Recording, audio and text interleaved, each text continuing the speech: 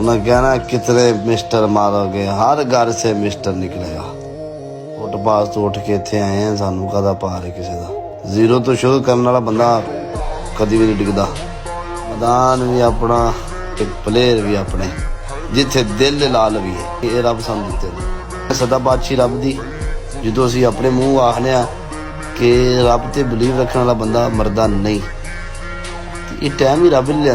ठीक है, तो इस टाइम के भी रब का शुक्र अदा करो, क्योंकि अल्लाह के हुक्म तो बगैर पता नहीं हिलदा। रब तेरा शुक्र है, शुक्र अल्हम्दुलिल्लाह।